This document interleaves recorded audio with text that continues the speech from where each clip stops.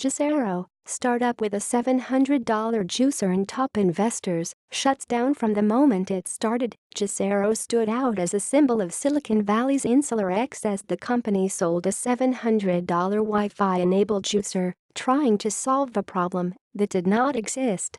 It also raised some $120 million and attracted a mountain of attention. But on Friday, the firm said it was shutting operations, joining the hordes of other Silicon Valley startups that could not deliver business results to match the hype.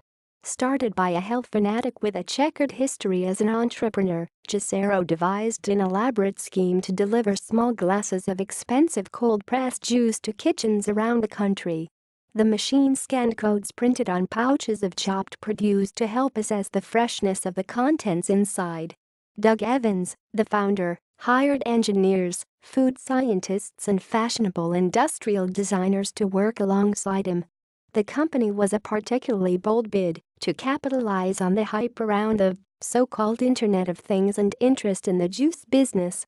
Mr. Evans believed there was a legion of customers who, once they tasted his juice, would find it superior to the many varieties that can be bought at convenience stores, juice bars or even Walmart. Top venture capital firms, including Google's venture capital spin-off and Kleiner Perkins Caufield and Byers, as well as big companies like Campbell's Soup, invested heavily in the company. Nectar of the earth organic cold-pressed juice is rainwater filtered through the soil and the roots and the stems and the plants, Mr. Evans told the New York Times last year. You extract the water molecules, the chlorophyll, the anthocyanin and the flavonoids and the micronutrients. You're getting this living nutrition. It's like drinking the nectar of the earth. But from the start, there were signs that Juicero would struggle to succeed. The company slashed the price of its press after a few months. Plans for nationwide distribution were slow to materialize. Bare hands in October, Mr. Evans stepped down as chief executive and was replaced by Jeff Dunn, an experienced natural food executive. In April, Bloomberg published an article and video demonstrating that Juicero's expensive and highly engineered press was essentially unnecessary. Reporters squeezed Juicero's produce packs using their bare hands and extracted just about the same amount of juice as they did using the press. Last month, Juicero said it was working on further reductions to the price of the press and the pouches.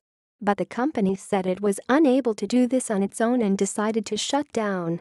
It suggested it would look to sell itself to a bigger company. It became clear that creating an effective manufacturing and distribution system for a nationwide customer base requires infrastructure that we cannot achieve on our own as a standalone business, Juicero said in a statement posted on its website. We are confident that to truly have the long-term impact we want to make, we need to focus on finding an acquirer with an existing national fresh food supply chain who can carry forward the Juicero mission. Juicero said in the statement that it had sold more than 1 million produce packs, but it declined to offer other specifics about the business. Juicero offered refunds to anyone who bought a press. Mr. Dunn, responding to an email inquiry on Friday, declined to answer questions. I am slammed with investor calls back to back, he wrote. Not doing interviews today, but thanks. In its statement, Juicero also put on a brave face. In a short period of time, you validated that there is national demand for easier access to fresh produce and hassle-free cold-press juicing, it said. Knit.